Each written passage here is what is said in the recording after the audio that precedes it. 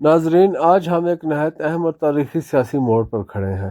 پاکستان کی سیاست کا وہ موڑ جس نے نہ صرف طاقت کے توازن کو بدل دیا ہے بلکہ ایک زمانے کے سب سے مقبول لیڈر عمران خان کے سیاسی مستقبل پر بھی گہرے سوالات کھڑے کر دیے ہیں۔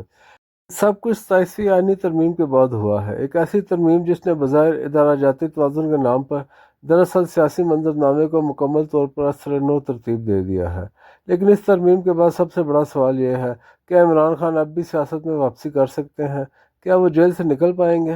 کیا کوئی عالمی طاقت یا غیر ملکی رہنما ان کی مدد کرے گا، یا یہ باب اب بند ہو چکا ہے؟ چلیے تفصیل سے جائزہ لیتے ہیں۔ 27ویں آئینی ترمیم کو بظاہر ایک اصلاحی قدم کے طور پر پیش کیا گیا۔ کہا گیا کہ اسے جمہوری اداروں کو مضبوط کیا جا رہا ہے، عدلیہ کی ساکھ کو بہتر بنایا جا رہا ہے اور نظام حکومت میں استحکام لایا جا رہا ہے۔ مگر در حقیقت اس ترمیم نے وہ دروازے بند کر دیے ہیں جو کسی بھی سیاسی قیدی کے لیے دوبارہ اقتدار کی راہ کھول سکتے تھے۔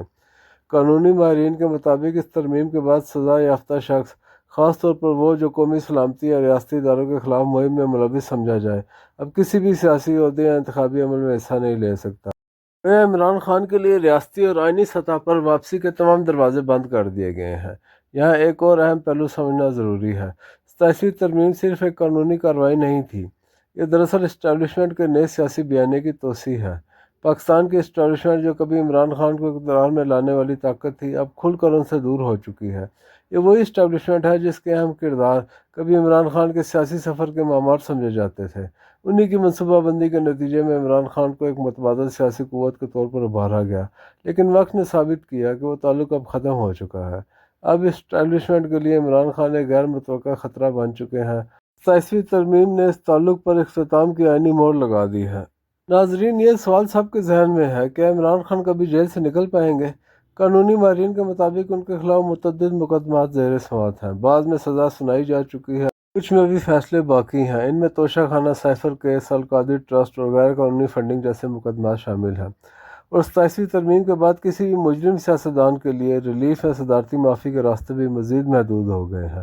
عمران خان کے وکلاء اب بھی اپیلیں کر رہے ہیں، مگر زمینی حقائق یہ ہیں کہ عدلیہ اور حکومت دونوں اب ایک نئے بیانیے کے تابع ہیں۔ اس میں عمران خان کی رہائی سیاسی طور پر ممکن نظر نہیں آتی۔ اگر عمران خان باہر بھی آ جائیں تو سوال یہ ہے کہ کیا پی ٹی آئی باقی رہی ہے؟ آج پارٹی کئی داخلی دھڑوں میں تقسیم ہے۔ ان اختلافات نے پارٹی کو کمزور کر دیا ہے، نہ کوئی متفقہ قیادت ہے، نہ کوئی واضح حکمت عملی۔ حتیٰ کہ بشریٰ بی بی اور علیمہ خان کے درمیان اثر و رسوخ کی جنگ نے پارٹی کے نظریاتی ڈھانچے کو بھی توڑ دیا ہے۔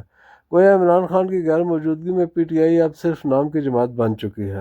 ناظرین، عمران خان کی گرفتاری کے بعد پی ٹی آئی نے بین الاقوامی سطح پر بھرپور مہم چلائی۔ امریکہ، برطانیہ، یورپ اور اقوام متحدہ تک پی ٹی آئی کے نمائندوں نے لابنگ فرموں کے ذریعے اپیلیں کی، بیانات دیے اور عمران خان کی رہائی کے لیے سفارتی دباؤ بڑھانے کی کوشش کی۔ واشنگٹن، لندن اور نیو یارک میں احتجاجی مظاہرے کیے گئے، امریکی کانگریس کے ارکان کو خطوط بھیجے، حتیٰ کہ امریکی لابنگ فرموں کو لاکھوں ڈالرز کی ادائیگیاں کی گئیں تاکہ عمران خان کا مقدمہ عالمی سطح پر اٹھایا جا سکے، لیکن یہ تمام کوششیں کارگر نہ ہو سکی۔ امریکہ، برطانیہ اور یورپی یونین سب نے پاکستان کے اندرونی معاملات میں عدم مداخلت کی پالیسی اپنائی۔ امریکی انتظامیہ نے اس کے برعکس پاکستانی حکومت کے ساتھ تعلقات مزید بہتر کیے، خاص طور پر سیکورٹی، معیشت اور Afghanistan policy per. P T I کے کئی رہنما یہ امید لگائے بیٹھے تھے کہ جب ڈونلڈ ٹرمپ دوبارہ اقتدار میں آئیں گے تو عمران خان کے لیے مددگار ثابت ہوں گے، مگر حقیقت یہ ہے کہ امریکی سیاسی نظام کی ترجیحات اب بالکل مختلف ہیں۔ پاکستان میں کسی ایک رہنما کے لیے مداخلت کا امکان نہ ہونے کے برابر ہے۔ گویا عمران خان کی عالمی سفارتی کوششیں بھی دیوار سے ٹکرا کر واپس آ گئیں۔ اگر ہم ماضی پر نظر ڈالیں تو عمران خان وہ شخص تھے جنہیں ایک وقت میں نظام کا باپ کہا جاتا تھا۔ انہوں نے نیا پاکستان کے نعروں سے نوجوانوں کو سیاست میں متحرک کیا، لیکن آج وہ خود اسی نظام کے قیدی بن چکے ہیں۔ جن اداروں نے انہیں بنایا وہی آج ان کے خلاف ہیں، جن عوام نے انہیں مسیحا سمجھا وہ اب خود سیاسی مایوسی میں مبتلا ہے۔ اب عمران خان کے لیے واپسی کا کوئی آسان راستہ نہیں ہے۔ عدالتی نظام ان کے لیے سخت ہے، اسٹیبلشمنٹ کا رویہ ناقابل لچک ہے اور عالمی سطح پر کوئی ملک ان کی حمایت کے لیے تیار نہیں۔ اب سوال یہ ہے کہ آنے والے دنوں میں کیا ہوگا۔ پہلی بات، قانونی طور پر عمران خان کی رہائی فوری ممکن نہیں۔ دوسری بات، سیاسی طور پر ان کی جماعت کمزور اور تقسیم شدہ ہے۔ تیسری بات، عالمی سطح پر کوئی ملک انہیں سیاسی مدد دینے کے موڈ میں نہیں۔ ان تمام عوامل کو دیکھتے ہوئے عمران خان کا سیاسی مستقبل ایک غیر یقینی دہرائی پر کھڑا ہے۔ ممکن ہے کہ آنے والے چند ماہ میں ان کو مزید عدالتی سزائیں سنائی جائیں، ممکن ہے کہ پی ٹی آئی کی قیادت کسی نئے دھڑے کے ہاتھوں میں چلی جائے، اور ممکن ہے کہ عمران خان اپنی باقی زندگی عدالتوں اور جیلوں کے درمیان گزارتے رہیں۔ آخر میں ناظرین، یہ ماننا ہوگا کہ عمران خان اب ایک سیاسی حقیقت سے زیادہ ایک علامت بن چکے ہیں، ایک علامت جس نے تبدیلی کا خواب دکھایا، لیکن جس کے انجام نے ثابت کیا کہ پاکستان میں بغیر ادارہ جاتی حمایت کے کوئی بھی سیاستدان زیادہ دیر تک نہیں ٹک سکتا۔ آج عمران خان اپنی قید میں بیٹھے شاید اب بھی کسی معجزے کے انتظار میں ہیں، لیکن حالات کا تجزیہ بتاتا ہے کہ اب ان کے لیے نیا پاکستان کا خواب ایک بند باب بن چکا ہے۔ وہ جو کبھی نظام کے خالق کہلائے، آج خود نظام کے رحم و کرم پر ہے، اور وہ بھی ایک ایسے وقت میں جب پاکستان کی سیاست میں طاقت قانون سے زیادہ معنی رکھتی ہے۔ عمران خان کی سیاست اب ایک یاد بن چکی ہے۔ وہ جو کل تبدیلی کی علامت تھے، آج امید کے قیدی ہیں، اور شاید وہ خود بھی جانتے ہیں کہ اب ان کے لیے وقت کا پہیہ واپس نہیں گھوم سکتا۔